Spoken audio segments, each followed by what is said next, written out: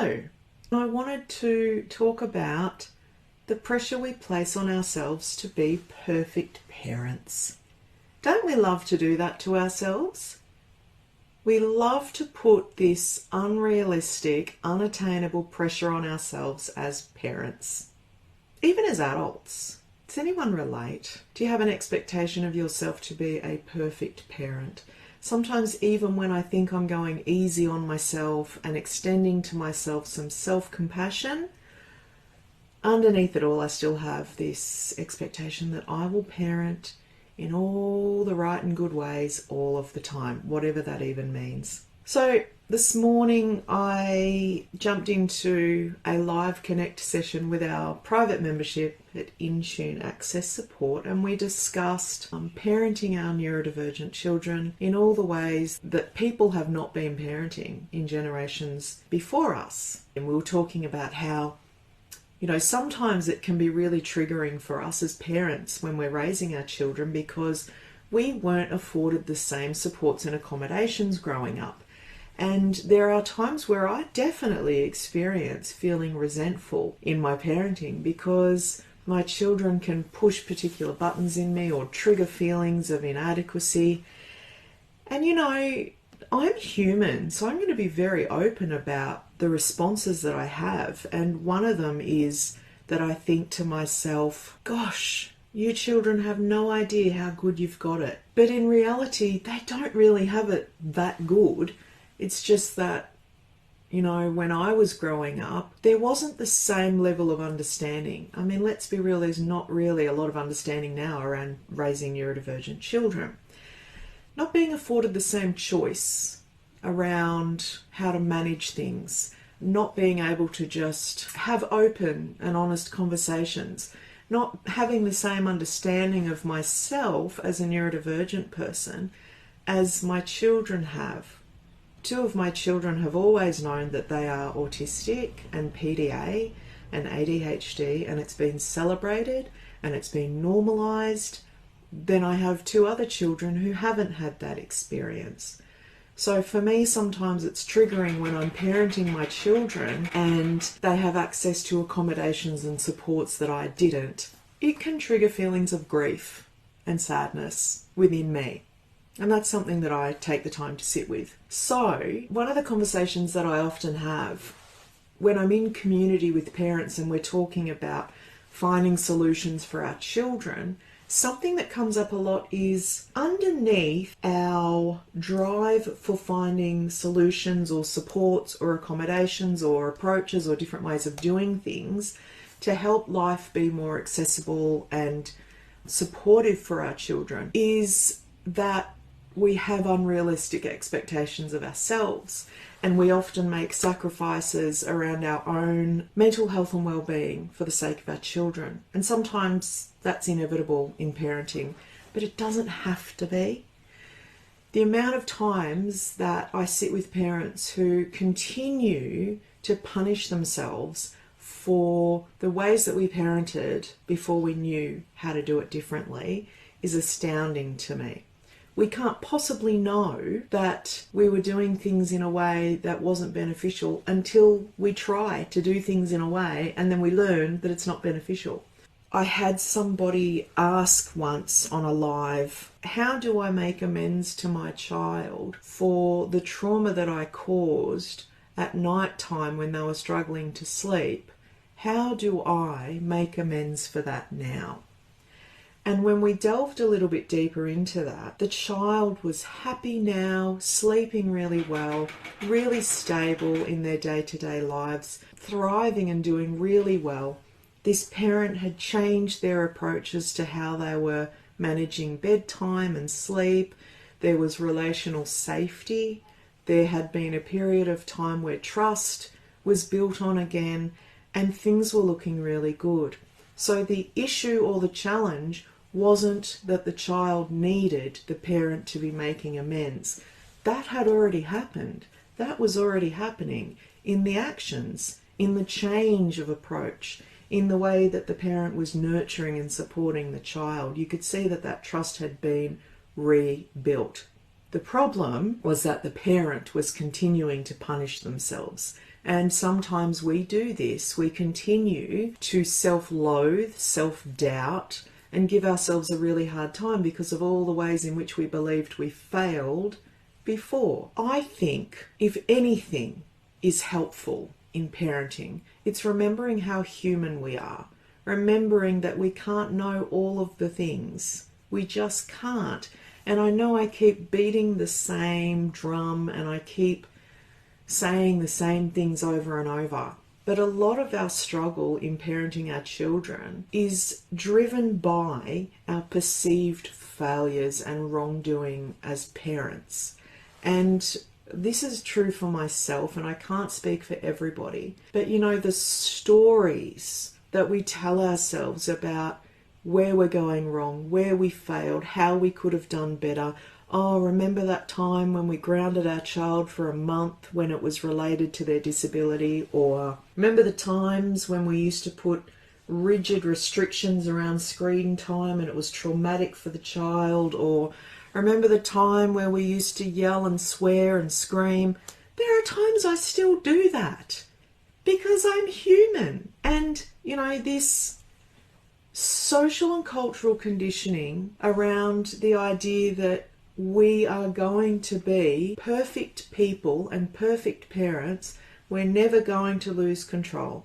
We're never going to rage. We're never going to express our true feelings and our emotional experiences is just so unrealistic and also so unhelpful, because when we show or we share how we are going transparently, we are giving our children permission to do the same.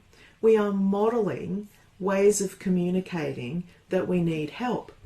So this morning we talked about the progression from really struggling with particular challenges in raising our children to finding ways to support ourselves. And I shared the experience that for me, the beginning point in one scenario of how to support myself through challenging times was around 3 o'clock every day. My children would be really struggling and really needing more of me, because when they're struggling, they're needing more of me. They're needing more co-regulation. They're needing more reassurance from me.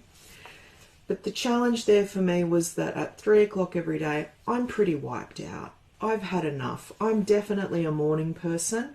You'll get the best of me first thing in the morning, but my enthusiasm for the day wipes me out by around 3 o'clock, which feels like it's getting close. Yes, it's half an hour away. And so what that looked like to begin with was a toddler, and this was a few years back, who would start to get very, very clingy and who needed more of me, and I needed body autonomy. I needed space. I needed quiet. And because I didn't know how to get that, and I didn't know how to communicate that, and I felt like I was a bad person and a bad parent for wanting space from my own child or my own children, I would sit in the bathroom with the locked door crying about it because I felt like a terrible person. And my child would be on the other side of the door screaming for me or headbutting the floor or bashing on the door, and their struggle was traumatic for me. And I'm sure the situation was traumatic for them as well. So that was our starting point. Me self-loathing because I needed space and thinking I didn't have the right to it, or that I was a bad parent, and my child needing me. You know, I incorporated a lot of different ways of thinking and managing those situations over the years, but we moved from that space to then me being in the same space with my child who was struggling, and me having my hands over my ears and maybe rocking or humming to drown out the sound. It still wasn't perfect, but it wasn't me locking myself away. And then we moved from that space to me being overwhelmed and shouting, "Oh my God, would everybody stop?" And that absolutely was not perfect, but it was an increased awareness that I was struggling and I needed to support myself so I could support my children. So with every change in the way I was managing that challenge came a new sense of awareness and a change in behaviour and the way I managed it. So then when I realised that the sound was a lot for me, I introduced headphones. Now, to get to the point where I felt I had permission to be able to implement supports, sensory supports, took a long time. Because if you've been late identified neurodivergent, you've probably grown up in a world that has made us feel weak and inadequate and silly if we need supports of any kind. And we've probably put a lot of time and energy investing in the mask, where we pretend we're okay when we're not. And we get so accustomed to doing that that we don't know when we're not okay and when we truly need support. And that is a whole other topic, you know, undoing that, oh, am I really coping okay and I'm just overreacting? Or do I need support here? That's a whole process in itself. So when I actually gave myself permission to use these, I wasn't happy with myself, because society teaches us to not like ourselves. Let's be real about that too. But I started using these and I was still struggling. I was still yelling at my children, can everyone please shut up, and putting these on. And it still wasn't perfect. And then, you know, I got to the point where we had a family understanding that mum struggles around 3 o'clock or in the afternoon. Mum struggles and needs space. So I was able to own that. And then there was the progression to a conversation or communication where I could say to my children, I need 5 minutes of headphones on and no one talking to me. And if I can't have that, I cannot respond to you with patience and kindness, and I'm going to be very cross and very mean, and I don't want that for us. Now, I know a lot of people listening in would go, oh, that is selfish, that's self-centered. I actually think it's really important for us to invest in our own essential individual care so that we can give to our children and to others. And I think it was more selfish of me to deny myself the supports I needed in order to get on with my day and to function in the world. So I came to an understanding with my children that I need support as well. And this is a part of the ongoing evolving conversation in our families where we talk about us needing support as well. We don't have to be neurodivergent folks to need support. We're human beings. We all need support in some areas. When we talk about having our own needs and our own supports being so important, otherwise we lose our shit, then our children come to see how important it is to communicate what they need as well. And this won't look perfect. Parenting is ugly, it's messy, it's up and down, it's a roller coaster.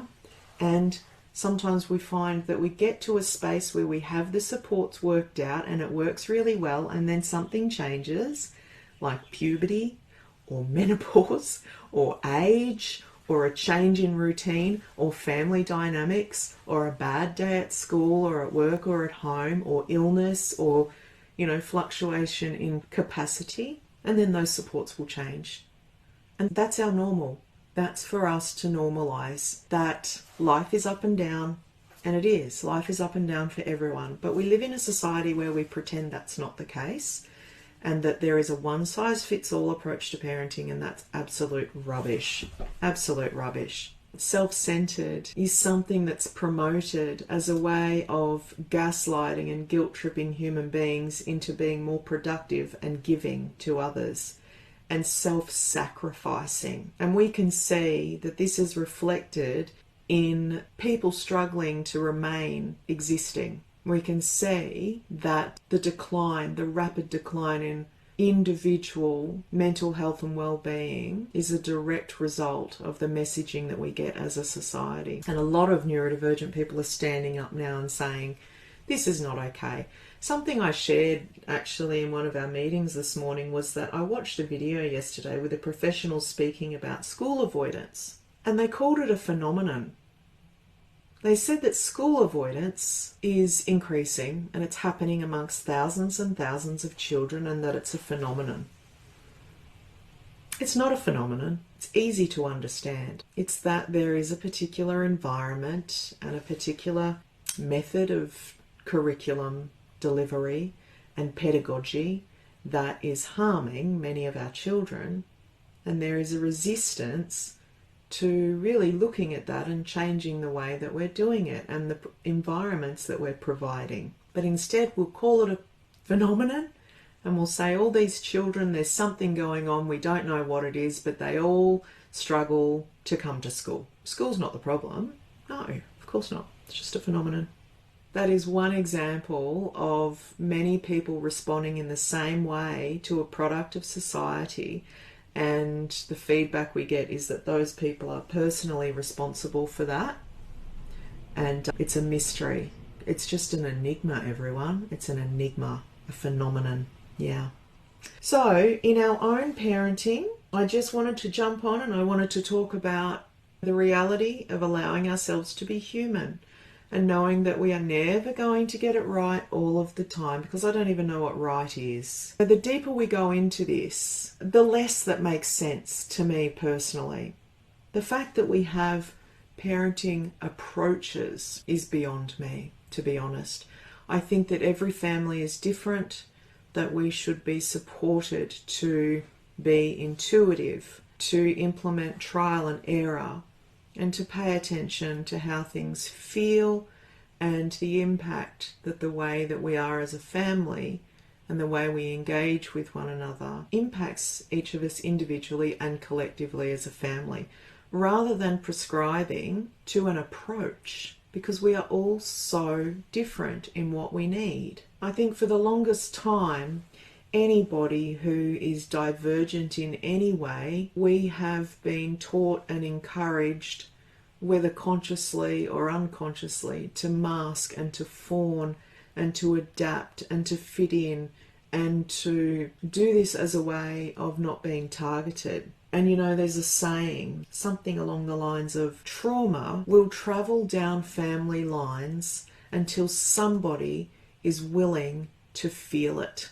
And I think that we are now seeing the generations that aren't so much willing to feel it, they don't have a choice. So many of us and our previous generations, we had a choice around looking after our safety and masking and fawning and fitting in, and we had to make those really ugly, unhelpful, harmful choices around adapting. And our children don't have that anymore. They don't have that choice anymore, and so they're showing up in the world unapologetically, whether they want to or not, and saying, this doesn't work anymore, this is traumatic, and we're seeing change. We are seeing change. We may not be seeing as much change as we would like to see systemically, but we are seeing a lot of change in the amount of people who are standing up and resisting, and that is powerful. It's incredibly powerful, particularly when it comes to children. Anyway, I wanted to jump in, tell you all you're doing an amazing job.